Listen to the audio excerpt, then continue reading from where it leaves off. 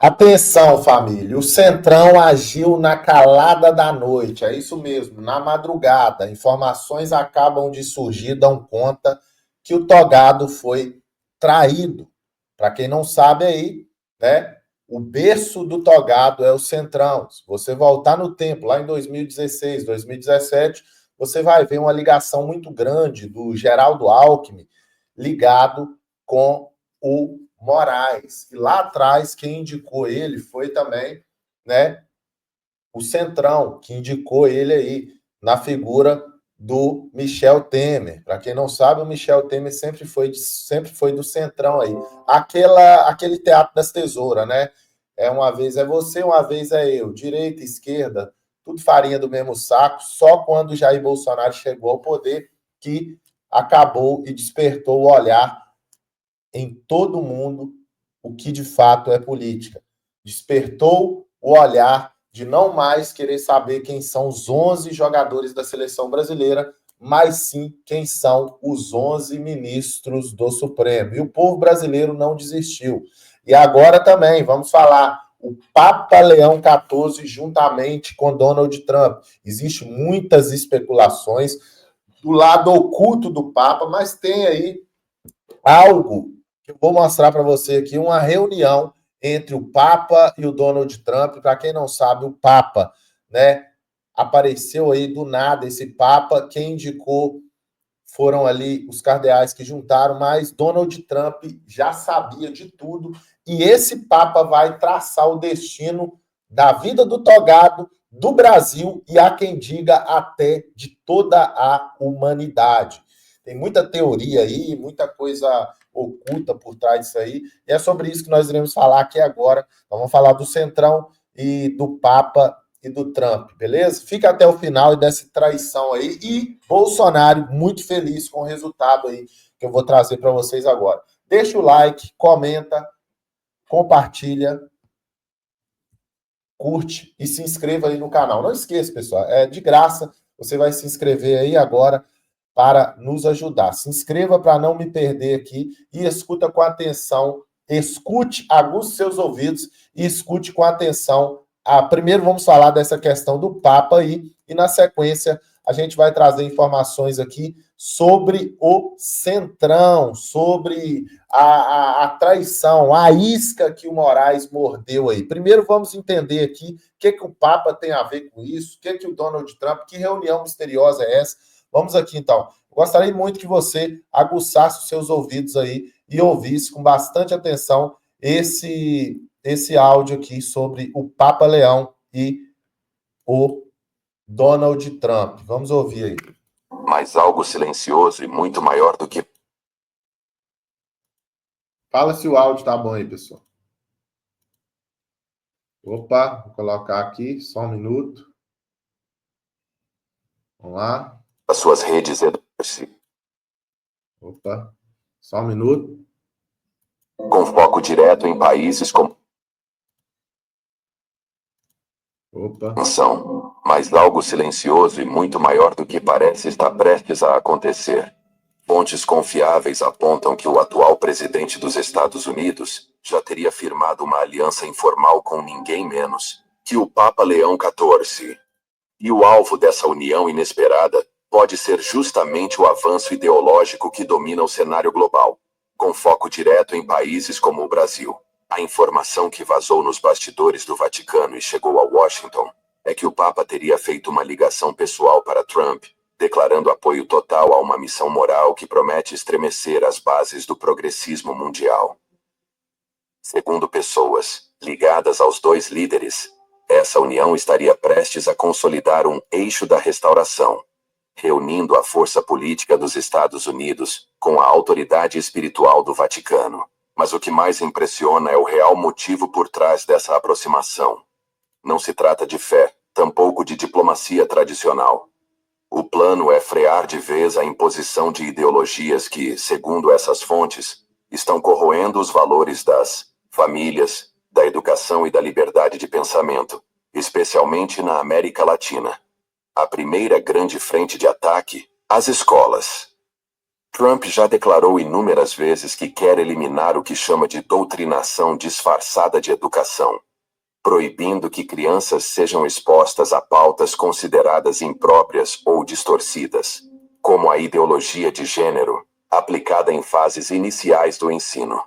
E é aí que entra o Papa Leão XIV. Segundo os informantes próximos ao círculo papal, ele é um admirador de longa data da postura firme de Trump contra o que muitos chamam de agenda do caos. O Papa teria dito sem rodeios: "Estou com você nessa missão. A moral está em risco." A união dessas duas figuras de peso global está prestes a movimentar não apenas a política internacional, mas diretamente a estrutura de países que seguiram caminhos progressistas nas últimas décadas, como o Brasil. E aí, pessoal, dá uma olhada. E a grande mídia quer colocar o Papa contra o Trump. Olha lá, o Papa Leão é crítico de Donald Trump e contra a pena de morte. Pessoal, todo Papa é contra a pena de morte, mas vai vendo aí para você ver. O Papa, foi praticamente indicado por Trump, a mídia, a grande mídia que gosta de contar uma mentira, já está falando aí que ele é contra, um contra o outro, mas é pura mentira. Vamos continuar aí. Especula-se que já existam diálogos sobre medidas diplomáticas e campanhas de influência cultural que visam sufocar ONGs, entidades educacionais e até sindicatos ligados à disseminação dessas pautas. O plano, segundo fontes que ainda manteremos em sigilo por proteção, é simples: pressionar governos que apoiam essas agendas por meio de acordos internacionais, fundos de incentivo e até sanções econômicas indiretas. O impacto seria devastador para setores da esquerda, sindicatos de professores, organizações ligadas a movimentos sociais e até artistas patrocinados por verbas públicas podem começar a perder espaço, voz e estrutura. O Papa, embora não entre publicamente em questões partidárias, vê na moral cristã universal um caminho de equilíbrio e acredita que a influência espiritual pode sim ajudar a redesenhar o rumo de nações que se perderam em polarizações radicais. O Brasil, segundo informações obtidas nos bastidores diplomáticos, está na linha de frente. Nos últimos anos, o país foi palco de debates intensos sobre educação sexual infantil, cartilhas polêmicas e tentativas de intervenção estatal na criação de crianças. Tudo isso chama a atenção de figuras conservadoras fora do país.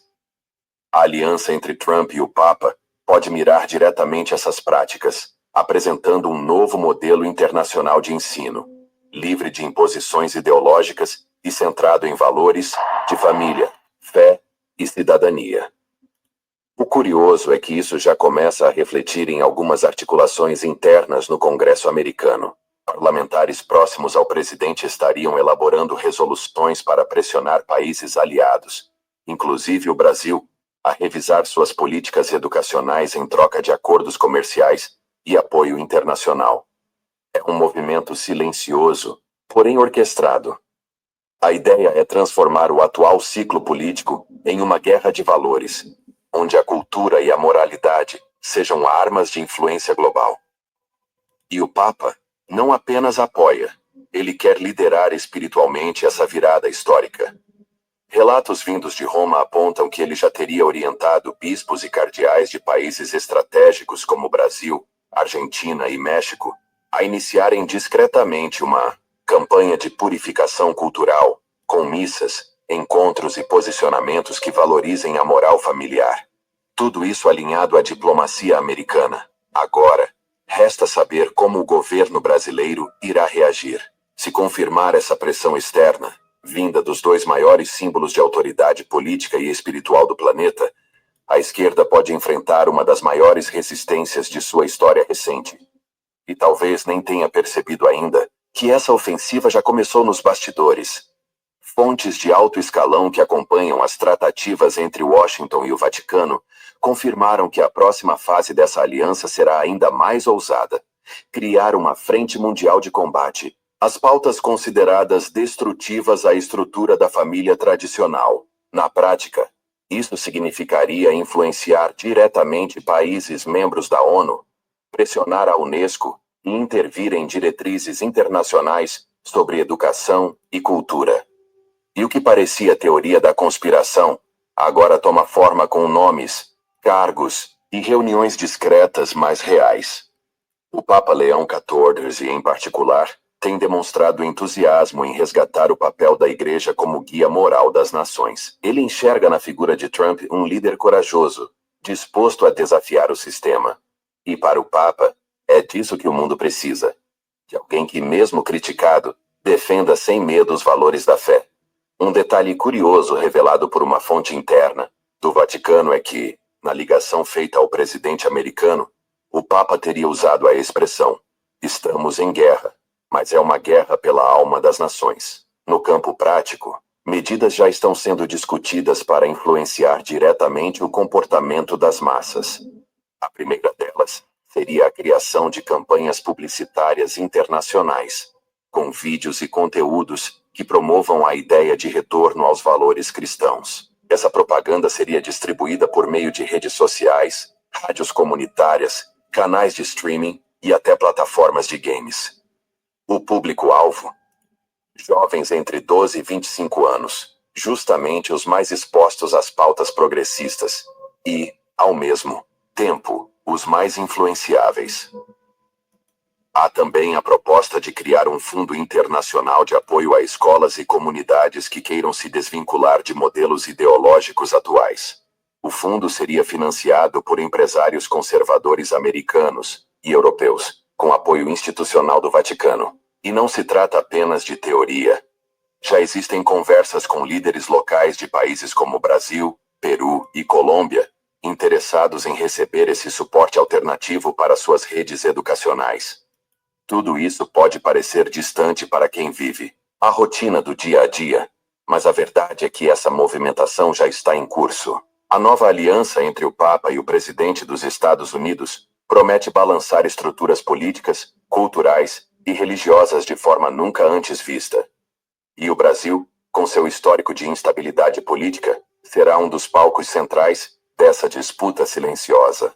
O mais impressionante é que, apesar da discrição, a estratégia é clara: resgatar a moral ocidental e conter o avanço do que consideram uma engenharia social destrutiva. E se depender da força conjunta de Washington e do Vaticano, essa ofensiva vai ganhar força nos próximos meses, com ou sem a aprovação dos governos locais. A esquerda brasileira, até então confiante em seu domínio cultural, talvez esteja prestes a enfrentar uma onda conservadora de dimensões internacionais. O Papa já escolheu um lado, e Trump também. O que está por vir pode redefinir os rumos da geopolítica moral mundial. Pouca gente está prestando atenção, mas algo silencioso e muito maior do que parece está prestes a acontecer. Fontes confiáveis apontam que o atual presidente dos Estados Unidos já teria firmado uma aliança informal com ninguém menos que o Papa Leão XIV. E o alvo dessa união inesperada pode ser justamente o avanço ideológico que domina o cenário global, com foco direto em países como o Brasil. A informação que vazou nos bastidores do Vaticano e chegou a Washington é que o Papa teria feito uma ligação pessoal para Trump, declarando apoio total a uma missão moral que promete estremecer as bases do progressismo mundial. Segundo pessoas ligadas aos dois líderes, essa união estaria prestes a consolidar um eixo da restauração, reunindo a força política dos Estados Unidos com a autoridade espiritual do Vaticano. Mas o que mais impressiona é o real motivo por trás dessa aproximação. Não se trata de fé, tampouco de diplomacia tradicional. O plano é frear de vez a imposição de ideologias que, segundo essas fontes, estão corroendo os valores das famílias, da educação e da liberdade de pensamento, especialmente na América Latina. A primeira grande frente de ataque: as escolas. Trump já declarou inúmeras vezes que quer eliminar o que chama de doutrinação disfarçada de educação, proibindo que crianças sejam expostas a pautas consideradas impróprias ou distorcidas, como a ideologia de gênero, aplicada em fases iniciais do ensino. Agora, pessoal, preste atenção. Preste atenção. Preste atenção. O negócio está ficando apertado. Vamos trazer aqui, nós vamos voltar a falar do Papa aqui, que o áudio começou a repetir aí, mas eu quero que você aguce seus ouvidos aí, vamos entender aqui, porque o negócio está pegando para o lado do togado. Fraude no sistema, Estados Unidos retoma julgamento e já sabe do culpado. O cara que não pode usar isso aqui, ó, o pente, desesperado em Brasília. A gente vai falar sobre isso aqui daqui a pouco, pessoal. Segura aí, porque daqui a pouco você vai ver o que o Centrão fez aí, tá? Dentro de instantes, você vai ver o que o Centrão está fazendo aí. Muito pouco está sendo falado, né? Dessa coincidência do Papa ser americano, daquela foto de Donald Trump, né, vestido de Papa. Para quem não viu aí, ó, tem a foto aí, ó. Trump vestido de Papa. Quem viu essa foto aí? Ele veste de Papa, Trump veste de Papa.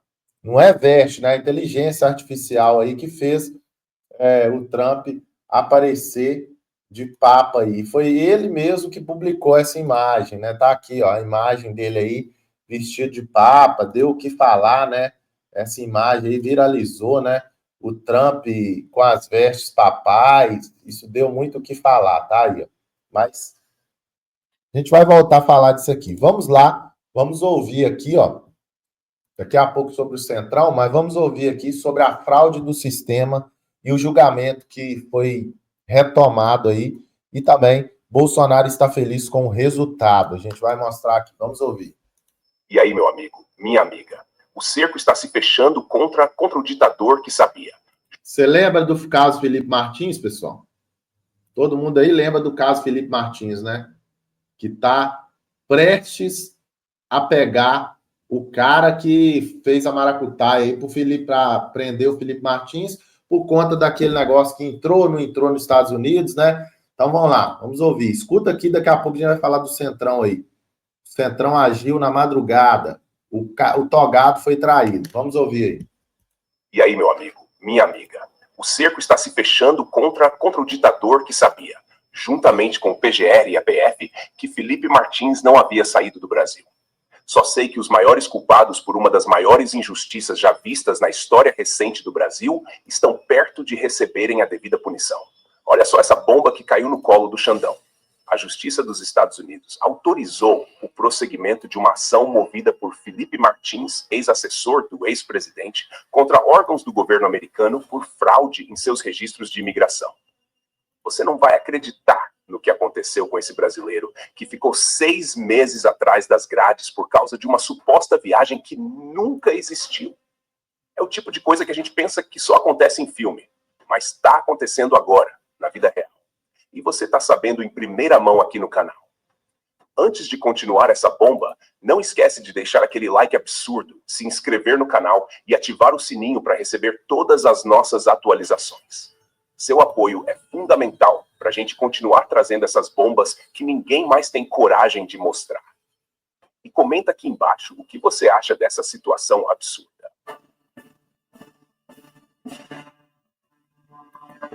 O juiz federal Gregory A. Bresnell, da Corte Distrital do Distrito Central da Flórida, autorizou o prosseguimento de uma ação movida por Felipe Martins contra o Departamento de Segurança Interna do EUA e a Agência de Alfândega e Proteção de Fronteiras Americana.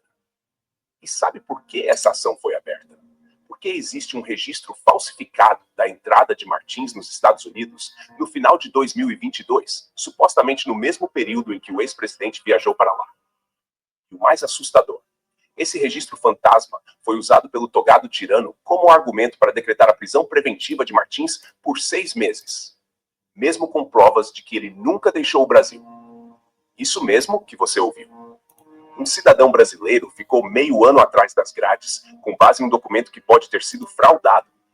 A coisa está fedendo e os responsáveis vão ter que prestar contas. E não sou eu quem está dizendo isso. São os fatos que estão vindo à tona agora.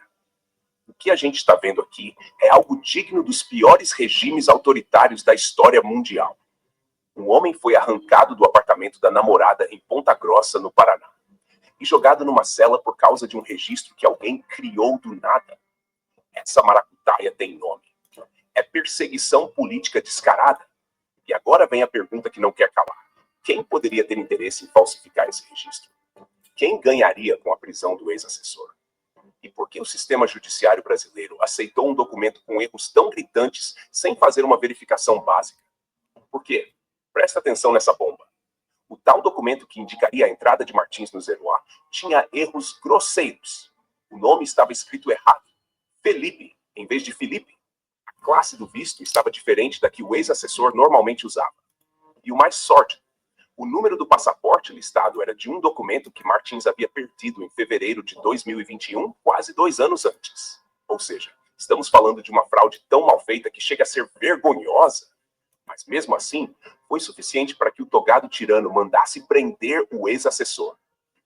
E mais, a prisão foi mantida mesmo depois da Latam confirmar que Martins havia viajado para Curitiba no 31 de dezembro de 2022, no voo lá 3680.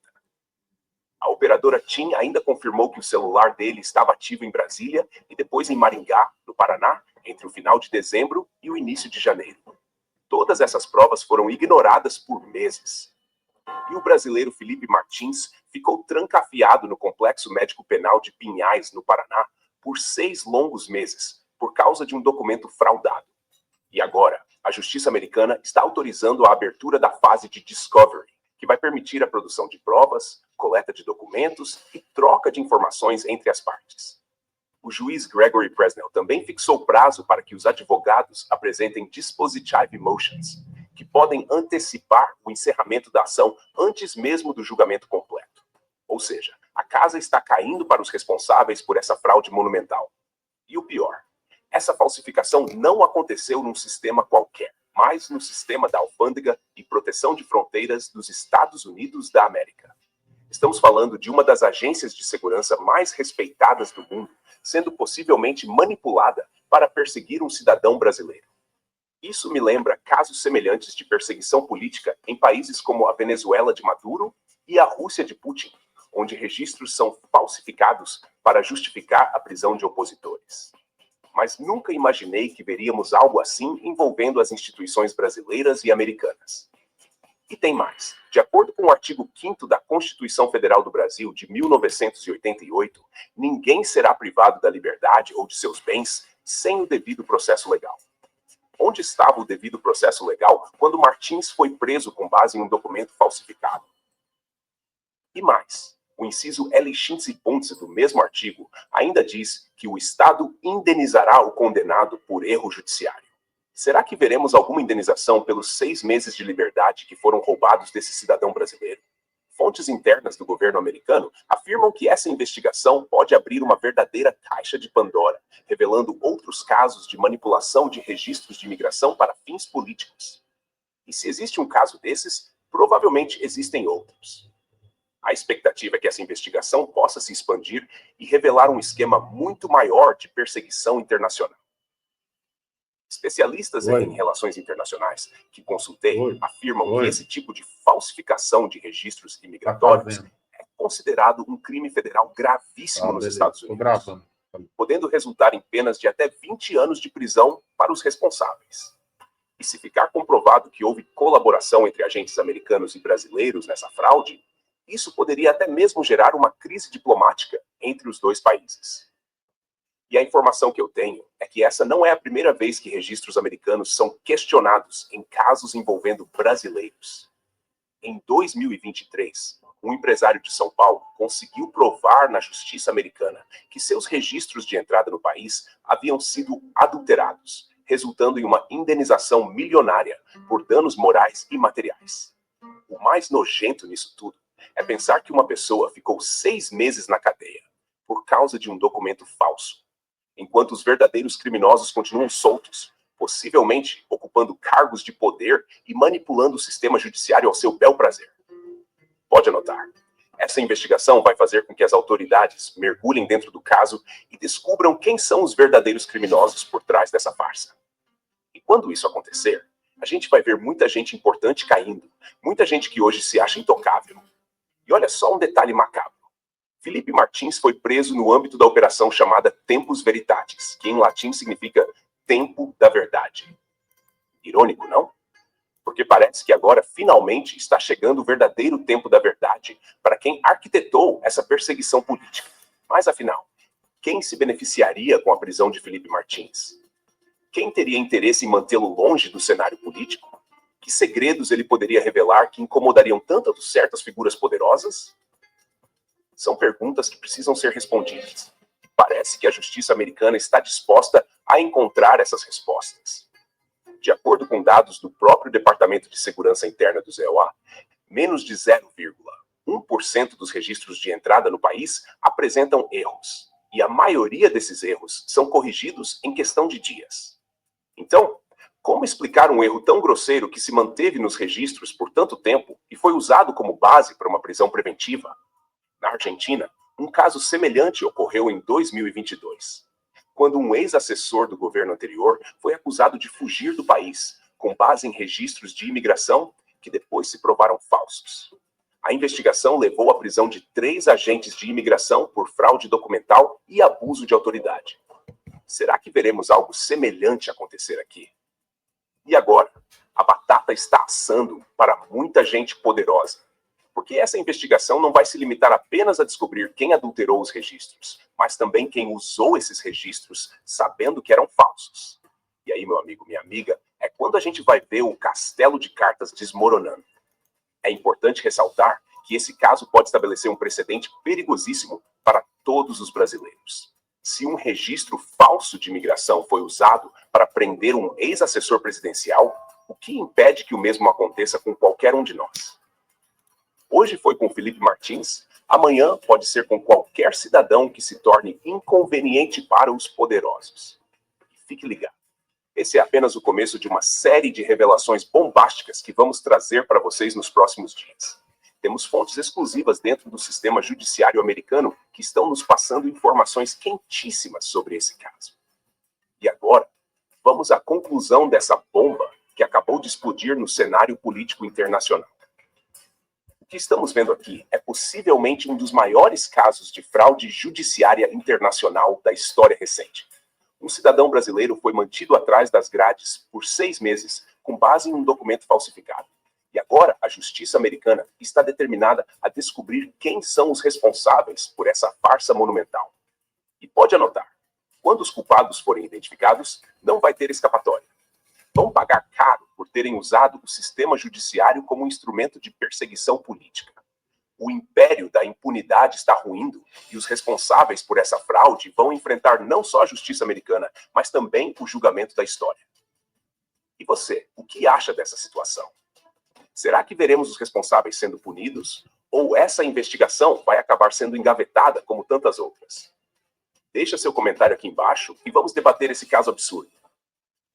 Não se esqueça de deixar seu like, se inscrever no canal e ativar o sininho para receber todas as nossas atualizações. Agora presta atenção, família. Agora vamos para a parte aqui, extremamente importante, tudo aqui é importante, mas essa é a parte principal aqui, a parte bem interessante, que é a hora de falar do Centrão. Escuta esse áudio aqui, que o jogo tá virando. Vamos ouvir aí. A guerra declarada pelo STF e o partido de ramagem de Bolsonaro, o PL, já tem uma nova estratégia para contra-atacar o Supremo.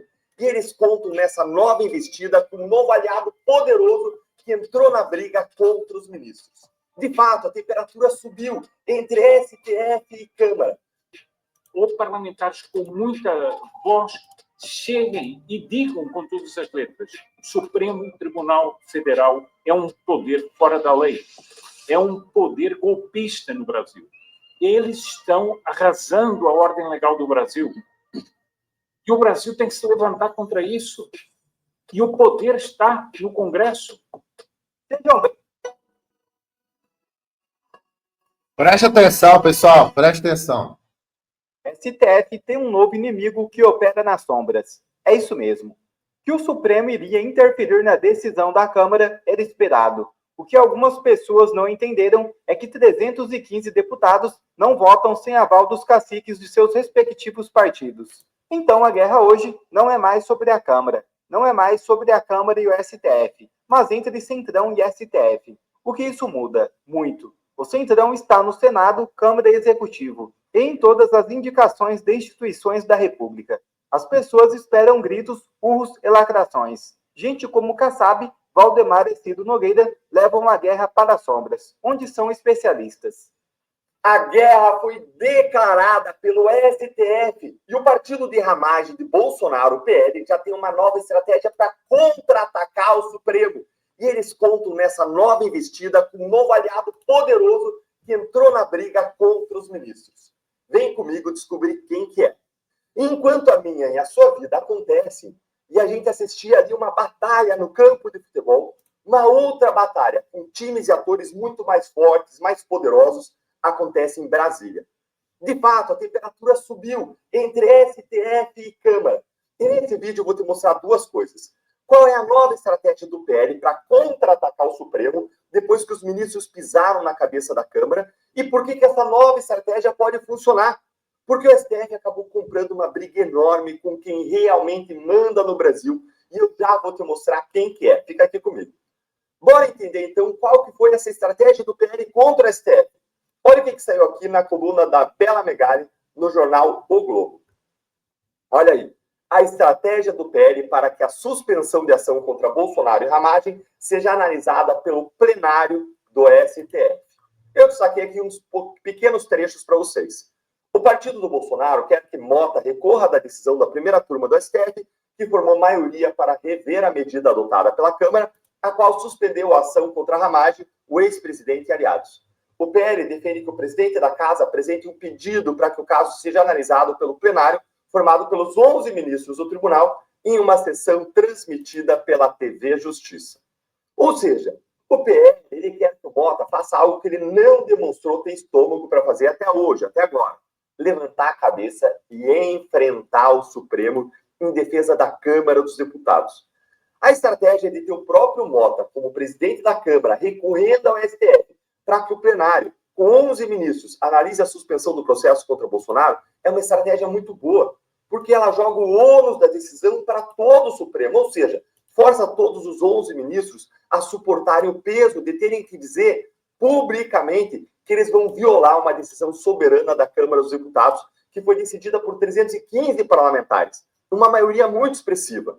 Uma coisa é a primeira turma, formada por 5 ministros, ir lá e pisar na cabeça da Câmara em votação no plenário virtual, escondida, sem debates, alcançando ali uma unanimidade. Outra coisa são os 11 ministros tendo que votar publicamente em uma sessão pública, transmitida ao vivo pela TV Justiça, para dizer mais uma vez que eles vão atropelar o poder legislativo e com chances ainda de divergências, como André Mendonça, expondo as ilegalidades, os abusos do processo para todo mundo ver. Isso coloca todo o ônus, todo o desgaste nas costas do Supremo, enquanto a Câmara fica aparecendo aí injustiçada perante a opinião pública. E, diga-se de passagem, ela fica aparecendo injustiçada porque ela está mesmo sendo injustiçada. Mas eu digo, fica aparecendo por quê? Porque no Supremo, tudo bem ela ser injustiçada. O problema para o Supremo é ela parecer injustiçada. Politicamente, gente, para o Supremo é muito ruim. Mas o problema inteiro é que, para que isso aconteça, o Hugo Mota ele precisa primeiro decidir enfrentar o Supremo e recorrer. Será que ele vai fazer isso? O sócio nesse Cavalcante, que é líder do PL, ele deu a letra aqui sobre a pressão em cima do Mota. Acompanha aí, ó.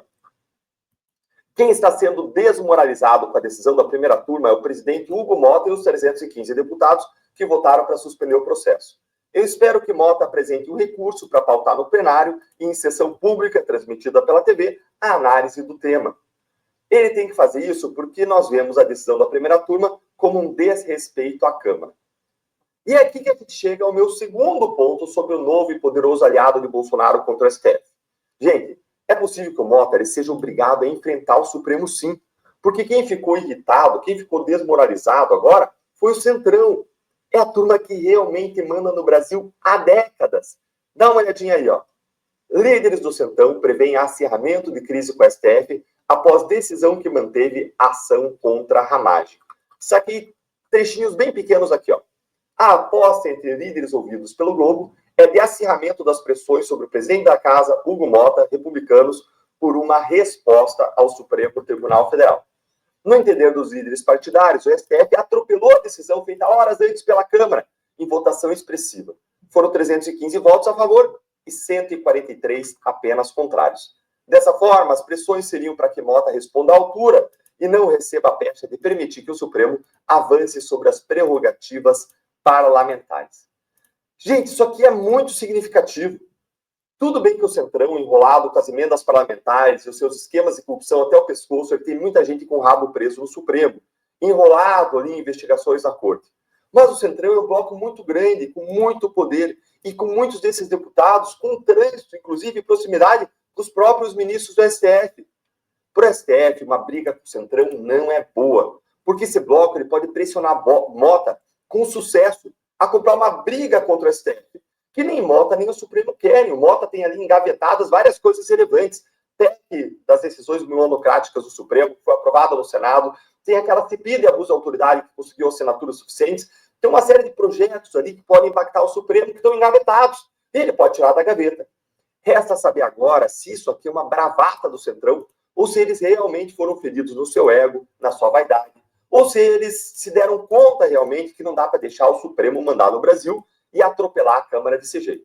Por outro lado, a gente vê um Mota que também pode ser investigado a qualquer momento. O Supremo também pode tirar os processos aí envolvendo o Mota, o pai dele, da gaveta. Então, tudo isso está em questão. E nos resta agora acompanhar as cenas dos próximos capítulos, e por isso eu quero ouvir a sua opinião. Você acha que o Mota vai enfrentar o STF depois da pressão do Centrão? Você acha que ele vai querer levantar a cabeça do Congresso e dizer, não, Supremo, tem limite, tem uma risca no chão pela qual vocês não podem passar para o outro lado, que é a risca da Constituição de atropelar os poderes da Câmara? Olha, o STF já vem atropelando faz tempo, mas nunca desmoralizou e humilhou ninguém com tanto poder como o Mota assim na história. Mas o que eu acho interessante é o seguinte, os jornais dizem que a Câmara desafiou o Supremo. Não, a Câmara não desafiou o Supremo. A Câmara tomou um ato soberano da Câmara. O Supremo está desafiando a Câmara. E se nós formos ver na essência da democracia, embora haja uma harmonia dos poderes, o poder mais democrático é a Câmara, dos deputados e o Congresso, no seu conjunto, porque eles são eleitos. E eles expressam a vontade popular. E é por isso que há proteções constitucionais aos parlamentares. Então, é o seguinte, o que nós estamos vendo é um ato, a meu ver, estou aqui cheio de pessoas do mundo jurídico, mas é um ato nulo. Presta atenção, pessoal. O Supremo é um ato nulo. Eles não valem nada aquela votação. Vale o quê? Aquilo não pode ser avaliado. É um ato soberano do Congresso. Agora, a mim, enfim, eu gosto bastante de história e acho o seguinte, que no Brasil faltam certas atitudes políticas, ou seja, certos momentos políticos, por exemplo, em que parlamentares ou parlamentares com muita voz cheguem e digam com todas as letras: Supremo Tribunal Federal é um poder fora da lei, é um poder golpista no Brasil. Eles estão arrasando a ordem legal do Brasil. E o Brasil tem que se levantar contra isso. E o poder está no Congresso. E eu não vejo isso, sempre vejo partir para o conchavo. Não, vamos fazer um acerto, vamos fazer não sei o quê, nós aqui nos bastidores. Eu pergunto o seguinte, vamos ver um personagem como, já arrebentou o meu tempo aqui, mas vamos ver um personagem como o Churchill. Ele ficava só no jogozinho das coisas? Não, ele subia à tribuna, fazia um discurso e derrubava um governo. É isso que nós precisamos no Brasil. Precisamos um enfrentamento do Congresso, denunciar o Supremo Tribunal Federal como um poder ilícito, ilegítimo. Eles estão violando a Constituição e a lei todos os dias. Olha, eu acabei de ler uma matéria aqui do Estadão que me deu um alívio indescritível, cara. Que alívio, agora sim a direita estará salva. Uma preocupação que a gente tem, né? O que vai acontecer com a direita, com essa perseguição toda, com o que está acontecendo no nosso país. Mas agora eu estou bem mais tranquilo. Acabei de ler uma matéria aqui, um editorial, né? Opinião do Estadão. E graças a essa matéria eu estou me sentindo muito mais tranquilo, muito mais pacificado, sabe? Porque agora nós temos alguém que vai salvar a direita no Brasil. Você está se perguntando quem é que vai salvar a direita no Brasil? Eu vou te mostrar. Michel Temer. Ah, cara, agora sim tudo vai dar certo. Uma luz à direita. Iniciativa proposta por Michel Temer, aquele que colocou Alexandre de Moraes no STF. É por isso que eu falo, era melhor não ter feito o impeachment da Dilma, tá? Se a Dilma não tivesse sofrido impeachment, Alexandre de Moraes não estaria no STF.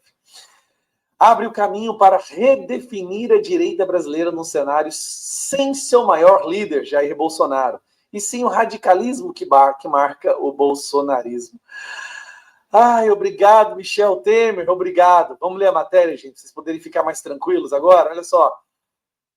Diferentes jornalistas reportaram nos últimos dias uma iniciativa louvável do ex-presidente Michel Temer. Ele trabalha para unir os 5 governadores que já manifestaram ambições presidenciais em torno de um projeto único, que funcione como alternativa e polarização protagonizada por Lula da Silva e Jair Bolsonaro. Batizada de Movimento Brasil, a iniciativa busca... MBL, Movimento Brasil Livre, a iniciativa busca redefinir a direita brasileira num cenário sem seu maior líder, hoje inelegível e a caminho de ser julgado e possivelmente preso pela tentativa de golpe de Estado. Esse golpe de Estado é foda. É uma forma de concretizar o que nesse momento parece ser uma tarefa tão difícil e arriscada quanto necessária. Pois é, projetar uma direita sem Bolsonaro, ancorada em torno de ideais comuns, capazes de unir a parcela do país e os governadores Tarcísio Freitas, Eduardo Leite, Ronaldo Caiado, Romeu Zema e Ratinho Júnior. Se avançar, o movimento terá 2 méritos especialmente relevantes. De um lado, atender aos clamores de uma parte significativa dos brasileiros que está cansada de Lula e Bolsonaro e dos tempos destrutivos protagonizados por ambos. E de outro, consolidar o que se espera de uma direita adequada aos novos tempos, democrática, republicana, moderada, agora sim a nova direita vai ser democrática, né? Esses novos tempos, tudo que o bolsonarismo não é. E uma possibilidade, como se disse, difícil e arriscada em razão da arapuca que Bolsonaro montou para os governadores, na qual qualquer liderança que pretender dar seus votos precisa estar umbilicalmente ligada a ele e afinada com o bolsonarismo raiz. Como se sabe, o ex-presidente e seus filhos trabalham para que eventuais herdeiros rezem o seu credo, com fidelidade absoluta. O movimento de Michel Temer propõe algo diferente, engenhoso. Sugere que cada um dos governadores leve adiante sua pré-candidatura, sem atacar os demais. Juntos, eles bancariam um programa de governo que apresente ideias com as quais o grupo concorda. A definição de quem, afinal, comandaria o programa se daria somente ao longo do primeiro semestre de 2026. Cauteloso, Temer concebeu um calendário que realisticamente, ao mesmo tempo, afasta e preserva Bolsonaro, ao levar a definição de um nome para quando avançarem os desdobramentos do julgamento em curso no Supremo Tribunal Federal, enquanto simultaneamente evita que a direita trabalhe à mercê do bolsonarismo mais... E aí vai. O Michel Temer. O Michel Temer, gente. Obrigado, Michel Temer, aquele que fez a cartinha, né? Sinceramente, um dos maiores erros políticos já cometido pela direita brasileira foi o impeachment da Dilma. O impeachment da Dilma colocou na presidência Michel Temer, que por sua vez colocou no STF o Alexandre de Moraes. Se nós pudéssemos voltar atrás e mudar uma coisa, seria não fazer o impeachment da Dilma, deixar ela terminar o governo e aí sim a eleição do Bolsonaro. Mas infelizmente a gente foi lá com muita sede no pote e quis derrubar a Dilma. O que nós temos hoje? Alexandre de Moraes, um problema 10 milhões de vezes maior, graças ao Michel Temer, e agora entra Michel Temer para falar que vai unir a direita. Não, cara, eles estão querendo reviver o teatro das tesouras. Lembra quando a gente achava que o PSDB era de direita, e a gente achava que a Aécio Neves era de direita e tal? Até o Geraldo Alckmin. Pois bem, eles estão tentando ressuscitar isso com ninguém mais, ninguém menos, Michel Temer. É um presente. Dia das Mães. É o fim, né, família? É o fim da picada isso aí. Você tá doido. Meus irmãos, o trem tá ficando feio. Comenta aqui embaixo, família, o que você acha disso tudo aí. Deixa o like. e não deixe de ver esse vídeo aqui. Vai subir um card aqui, ó. Assista até o final esse vídeo aqui, tá? E comenta aí o que você tem achado. Me siga aí para mais vídeos. Daqui a pouco tem vídeo no Vlogs do Barba Ruiva. Mas assista aqui. Um abraço e até breve.